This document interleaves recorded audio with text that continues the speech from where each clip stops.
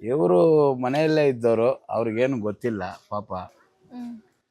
ಅವ್ರನ್ನ colours Kannada stage ಮೇಲೆ ಆಡ್ಸೋಕ್ಕೆ ತುಂಬ ಕಷ್ಟ ಬಿದ್ದಿದ್ದಾರೆ, ತುಂಬಾ ಕಷ್ಟ ಬಿದ್ದಿದ್ದಾರೆ ಪಾಪ. ಅವ್ರು ತಾರಕ್ ಅವರು ಡ್ಯಾನ್ಸ್ ಮಾಸ್ಟ್ರೆಲ್ಲ ತುಂಬ ಕಷ್ಟ ಬಿದ್ದಿದ್ದಾರೆ.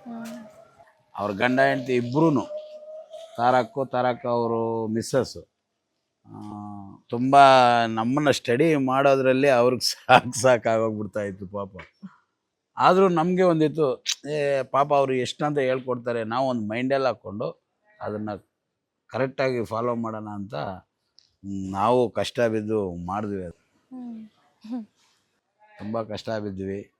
ತುಂಬ ನಾವು ಮಾಡ್ತೀವ ಅಂತ ನಮಗೆ ಅದು ಅನಿಸ್ಲೇ ಇಲ್ಲ.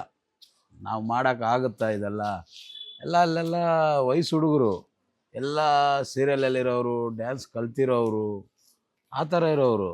ನಾವು ಅದನ್ನು ನೋಡೇ ಇಲ್ಲ, ಡ್ಯಾನ್ಸ್ ಏನಂದರೆ ಗೊತ್ತೇ ಇಲ್ಲ ನಮಗೆ. ಹಂಗಿರೋವಾಗ ಇವ್ರನ್ನೆಲ್ಲ ಹೆಂಗಪ್ಪ ಫೈಟ್ ಮಾಡೋದು ಅನ್ನಿಸ್ತು. ನಮ್ಮ ಕರ್ನಾಟಕ ಜನತೆ ಇದ್ದಾರೆ, ಅವ್ರ ಖುಷಿಯಲ್ಲೇ ನಾವು ಮಾಡ್ಬೋದು. ನಮಗೆ ಬರೋ ಕಮೆಂಟಲ್ಲೇ ನಮಗೆ ಖುಷಿ ಆಗ್ತಾಯಿತ್ತು, ಧೈರ್ಯ ಕೊಡೋರು ಅವರು.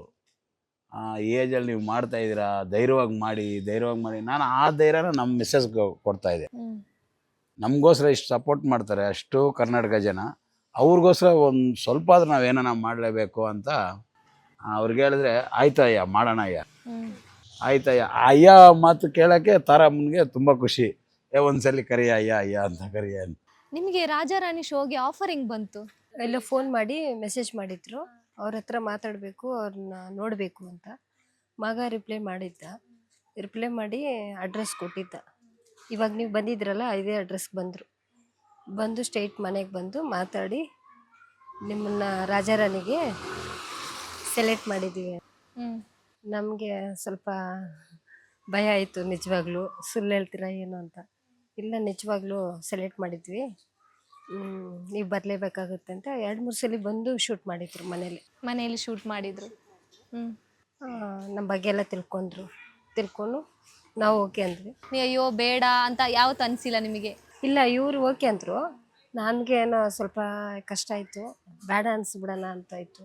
ಇಲ್ಲ, ಇವರು ಅಂದರು ಇಬ್ಬರನ್ನ ಸೆಲೆಕ್ಟ್ ಮಾಡಿದ್ದಾರೆ, ರಾಜಾರಾಣಿ ಅಂದರೆ ಇಬ್ಬರು ಹೋಗೋಣ ಅಂತ ಹೇಳಿ. ಸ್ಟೇಜಲ್ಲಿ ಡ್ಯಾನ್ಸ್ ಮಾಡೋದೆಲ್ಲ ಇರುತ್ತೆ, ನಿಮಗೆ ಕಷ್ಟ ಅನಿಸಿಲ್ವಾ ಡ್ಯಾನ್ಸ್ ಮಾಡೋಕ್ಕೆ?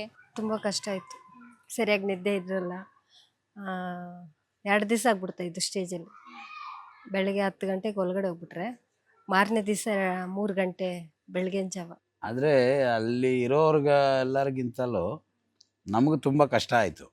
ಯಾಕಂದ್ರೆ 2 ವೀಲರಲ್ಲೇ ಹೋಗಬೇಕು, ಇಲ್ಲಿ ಮಕ್ಳಿಗೆ ಅಡುಗೆ ಮಾಡಬೇಕು, ಇಲ್ಲಿ ಮುಗಿಸ್ಕೊಂಡು ಅಲ್ಲಿ ಫ್ಯಾಕ್ಟ್ರೀಸ್ ಮಾಡಬೇಕು, ಫ್ಯಾಕ್ಟ್ರೀಸಿಂದ ಬಂದರೆ ತಿರ್ಗಾ ನಾವು ರಿಹರ್ಸಲ್ ತೋರಿಸ್ಬೇಕು.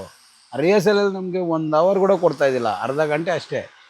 ಎಲ್ಲರೂ ಅಲ್ಲೇ ಇದ್ದು ಪಕ್ಕದಲ್ಲಿ ಇದ್ಕೊಂಡು ರಿಹರ್ಸಲ್ ಚೆನ್ನಾಗಿ ಕಲ್ತ್ಕೊತಾಯಿದ್ರು. ನಮಗೆ ಇಲ್ಲಿಂದ ಹೋಗೋ ಹೊತ್ತಿಗೆ ಟೈಮ್ ಆಗೋಗುತ್ತೆ, ಅದು ಅರ್ಧ ಗಂಟೆ ಅಷ್ಟೇ. ಅದು ಆ ರಿಂಗಲ್ಲಿ ಆಡಿದ್ದು ಅಷ್ಟೇ, ಅರ್ಧ ಗಂಟೆ ಫ್ಯಾಕ್ಟ್ರೀಸ್. ನಮಗೆ ರಿಂಗೇ ಹಾಕಿಲ್ಲ. ಒಂದು ಸ್ವಲ್ಪ ಹೊತ್ತು ಆಗ್ಬಿಟ್ಟು ಅವ್ರು ಇನ್ನೊಬ್ರು ಆಡಬೇಕು ಆ ಥರ ಅಂದರು, ಬಿಟ್ಕೊಟ್ವಿ. ಮೈಂಡಲ್ಲಿ ಇಟ್ಕೊಂಡ್ವಿ, ದೇವರು ಇದ್ದಾನೆ, ಮಾಡೋಣ ಬಿಡು ಅಂಥೇಳಿ ಮಾಡಿದೆ ಕೆಲಸ. ಎಲ್ಲರೂ ಸೇಫ್ಟಿ ಬೆಲ್ಟ್ ಎಲ್ಲ ಹಾಕ್ಕೊಂಡು ಮಾಡಿದ್ರು, ನಾವು ಸೇಫ್ಟಿನೇ ಇಲ್ದಿರ ಮಾಡಬೇಕು ಅಂತ ಮಾಡಿದ್ವಿ.